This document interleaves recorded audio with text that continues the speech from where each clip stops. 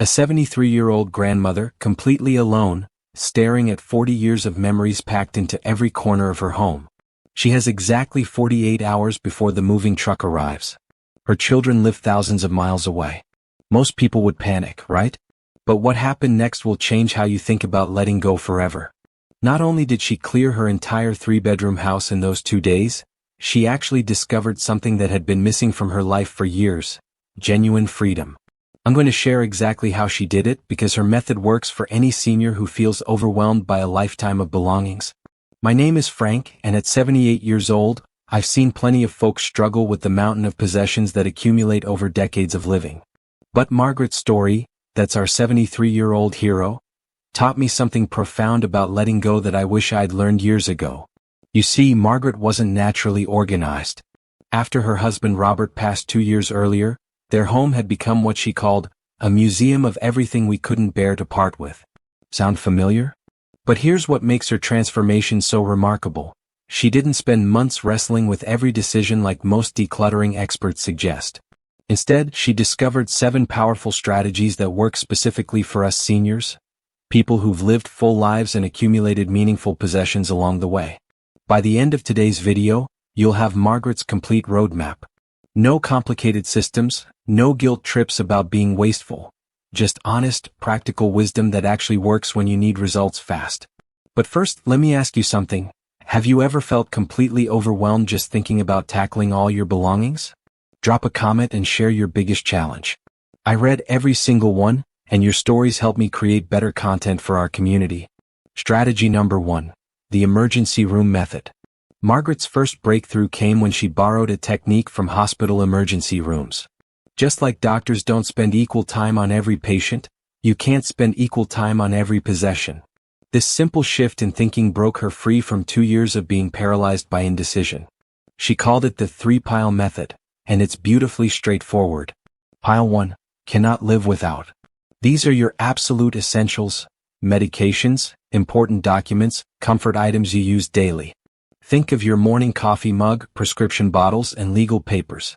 Margaret was shocked to discover this pile was much smaller than she'd imagined. Pile 2. Might need someday. This is where most people get trapped forever. Margaret learned to treat this pile differently than everyone else suggests. More on that in a moment. Pile 3. Haven't touched in over a year.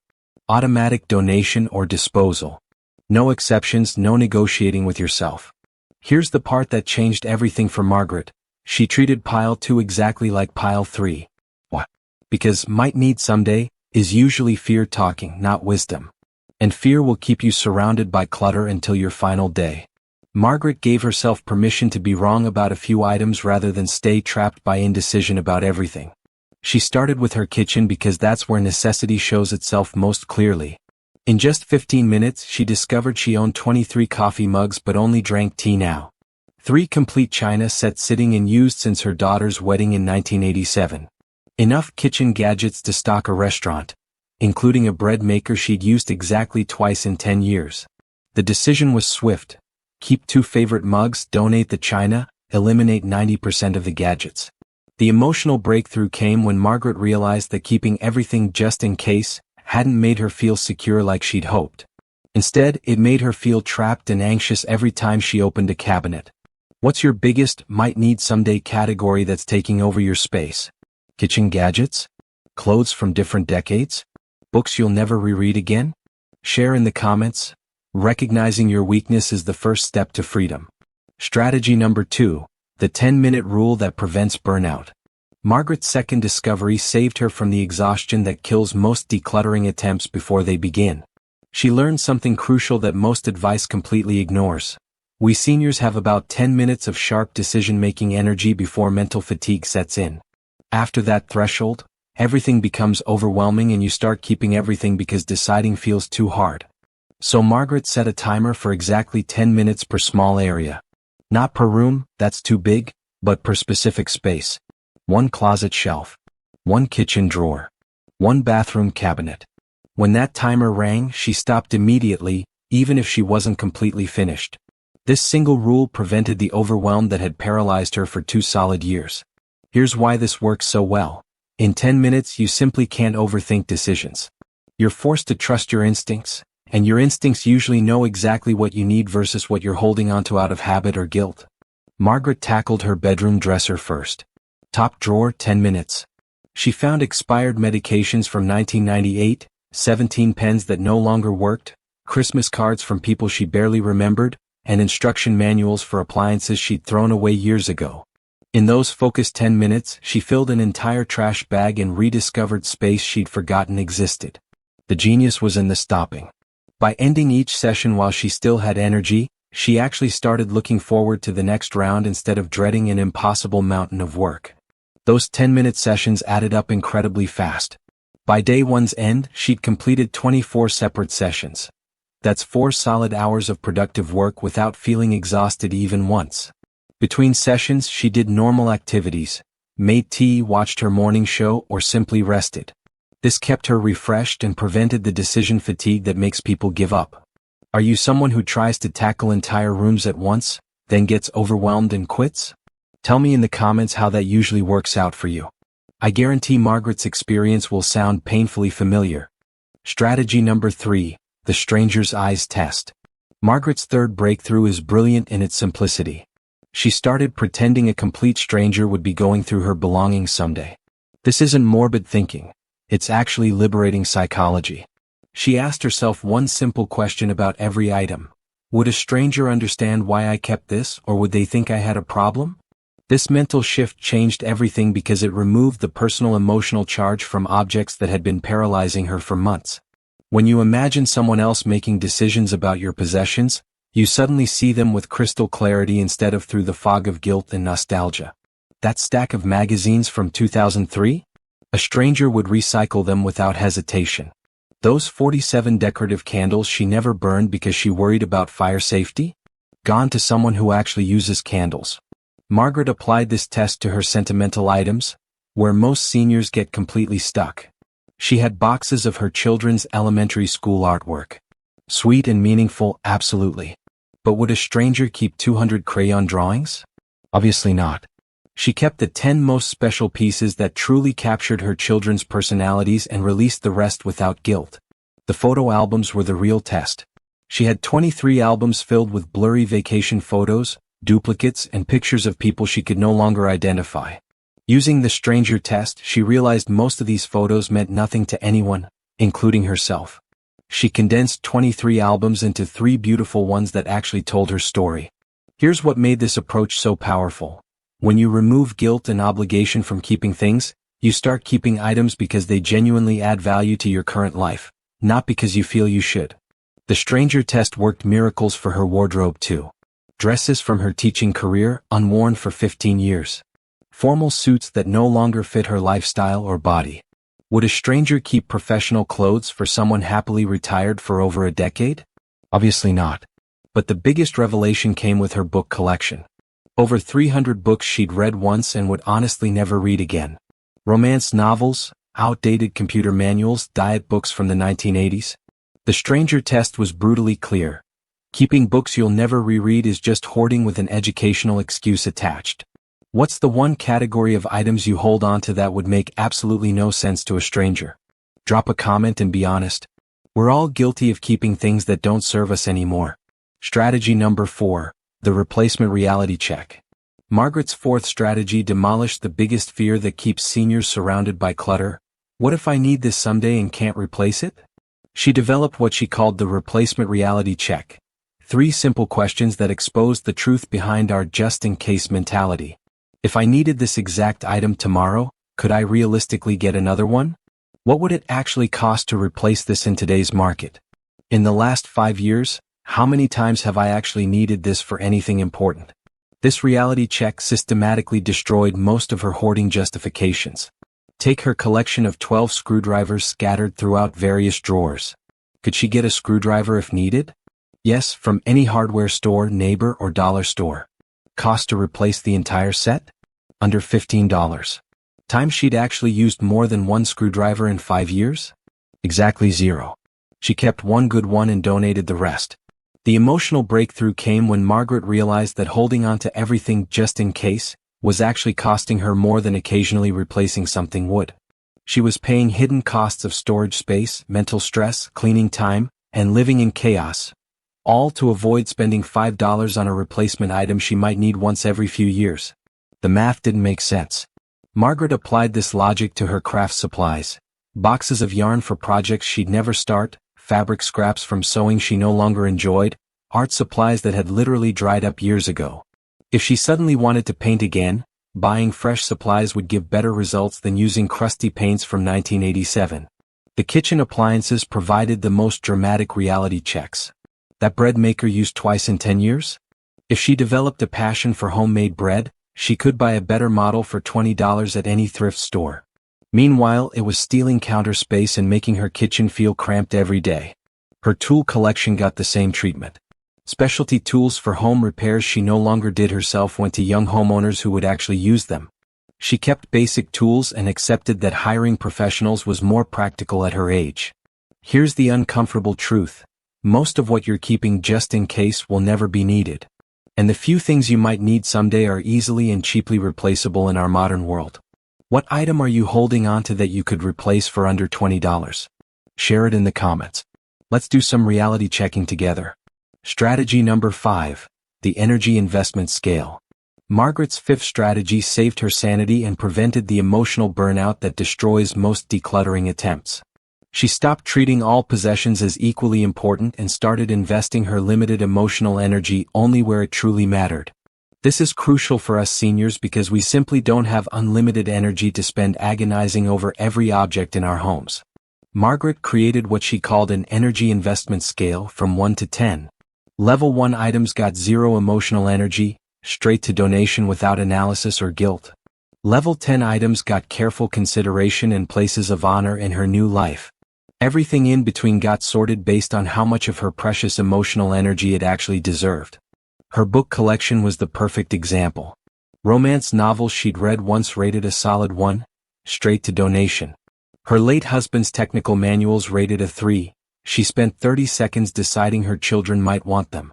Her grandmother's handwritten cookbook with family recipes rated a 9. She carefully protected it and gave it a place of honor. This strategy prevented the emotional exhaustion that stops most decluttering attempts. Instead of agonizing equally over every item, Margaret learned to quickly identify what deserved her energy and what didn't deserve even a moment's hesitation. Her overwhelming bedroom closet became the ultimate test. 67 pieces of clothing crammed into space meant for maybe 30, but she only wore about 12 pieces regularly. Using her energy scale, most clothes rated 1 to 3, donate without drama. The few pieces she genuinely loved rated 8 to 10, keep and organize properly. This approach cleared her entire closet in 45 minutes instead of the whole weekend she'd been dreading. But here's what fascinated Margaret most. She discovered that the items she'd been worrying about most were often the least important to her daily happiness.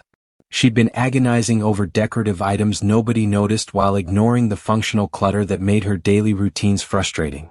The psychological relief was immediate. When you stop spending emotional energy on objects that don't enhance your life, you suddenly have much more energy for things and people that actually matter. What items in your home are stealing your emotional energy without giving you anything positive in return? Tell me in the comments. Sometimes just naming these energy vampires helps you realize they need to go.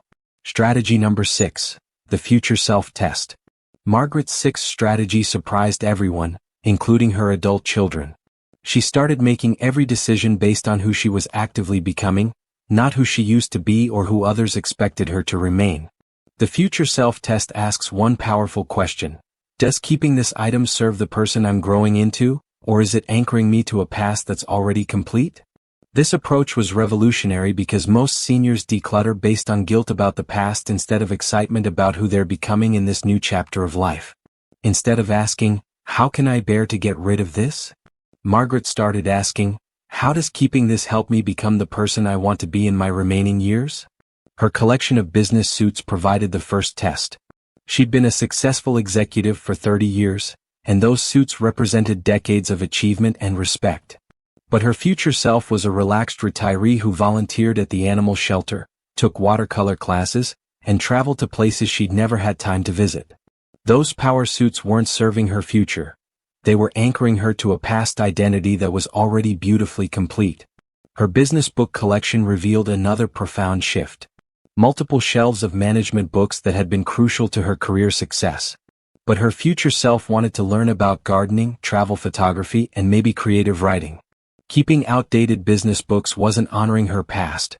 It was preventing her from embracing new growth opportunities. Here's what made this approach so powerful. When you make decisions based on your future self instead of your past self, letting go becomes exciting instead of painful. Margaret wasn't losing her achievements, she was making room for her next adventure. The craft room transformation was most dramatic. Instead of keeping supplies for hobbies she'd lost interest in, she courageously cleared space for the art studio she'd been dreaming about since retirement. Out went the dusty sewing machine and mountains of unused fabric. In came a proper easel, quality watercolor supplies, and natural light from a previously blocked window. The most emotionally challenging moment came when she applied this test to her late husband's belongings. She realized that keeping everything exactly as he'd left it wasn't honoring his memory, it was preventing her from healing and moving forward. She kept the most meaningful items that brought comfort and happy memories, then donated the rest to help other families. Her husband would have wanted her to live, not maintain a shrine. This test works because it gives you complete permission to evolve and change instead of remaining frozen in old patterns. You're not betraying your past by making room for new experiences. You're honoring the growth and wisdom that come with age. Who is your future self, and what does that emerging person need to thrive? Share your vision in the comments. Sometimes declaring your future identity helps make that transformation real. Strategy number 7. The completion ceremony. Margaret's final strategy sealed her transformation and prevented the regret that sabotages most decluttering efforts.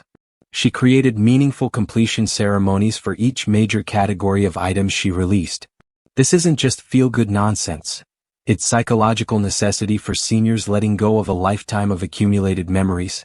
Instead of sneaking items out in garbage bags like she was doing something shameful, Margaret made the conscious choice to honor what these possessions had meant before saying a proper goodbye.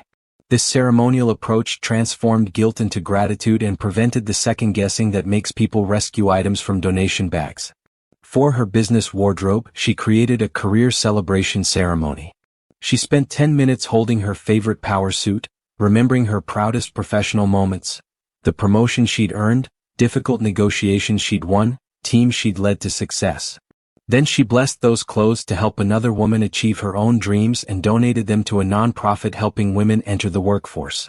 The book ceremony became deeply meaningful. Instead of just dumping boxes at the library, she wrote brief thank you notes to authors who had influenced her thinking.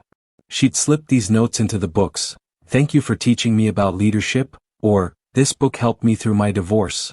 I hope it helps someone else. Future readers discovered these notes, and several contacted her to share how meaningful they found her messages. But the photo ceremony was most emotionally powerful. Instead of dumping duplicate photos like unwanted garbage, she held what she called a memory celebration, where she thanked each batch of pictures for capturing precious moments, then released them knowing the memories lived permanently in her heart, not in cardboard boxes. Her adult children's artwork received the most elaborate ceremony.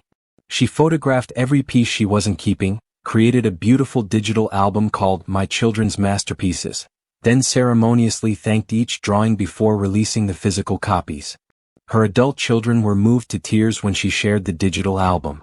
They suddenly had more access to their childhood creativity than ever before, and the memories were preserved forever without requiring storage space. The most surprising ceremony was for broken or worn-out items. Instead of feeling guilty about damaged things, Margaret created retirement ceremonies, where she thanked faithful items for years of service before letting them rest in peace. The most profound ceremony was for items connected to her late husband. She created a love celebration, where she held each meaningful item, shared a specific memory out loud, then decided whether keeping it brought comfort or pain. Items bringing comfort stayed. Items bringing pain were blessed and released. By the end of 48 hours, Margaret had completed dozens of small but meaningful ceremonies. Each one reinforced that she wasn't losing her past or dishonoring memories, she was celebrating her life's journey and making room for whatever adventures lay ahead. Have you ever struggled with guilt when letting go of sentimental items? Tell me in the comments what kind of ceremony might help you release things with love instead of shame. The transformation. When the moving truck arrived exactly 48 hours later, Margaret was completely ready. But the real transformation wasn't her empty rooms. It was her newfound sense of freedom and possibility. She had packed only what truly served her future self, donated 12 truckloads to families in need, and said proper goodbyes to a lifetime of memories. 3 months later, Margaret called me with something I'll never forget. I thought I was just clearing out my house, but I was actually clearing out my life for the next chapter. She's now teaching art classes at the senior center, volunteering at 3 different organizations, and yes, dating for the first time in 20 years. The 7 strategies didn't just help her declutter. They helped her discover who she was becoming. That's the real secret. Decluttering isn't about getting rid of things. It's about making room for the life you actually want to live. If Margaret's story resonates with you, hit that like button right now and share this video with someone who needs to hear it today. These 7 strategies work, but only if you actually use them. Which strategy will you start with? Tell me in the comments. I respond to every single one. And if you're serious about creating your own transformation, click that subscribe button and ring the notification bell. I share new wisdom every week specifically designed for people ready to make their next chapter their best chapter. Remember, at our age, we don't have time to waste on things that don't matter. Let's make room for what does. Until next time, this is Frank from Elders Wise Insight, reminding you that it's never too late to create the life you truly want.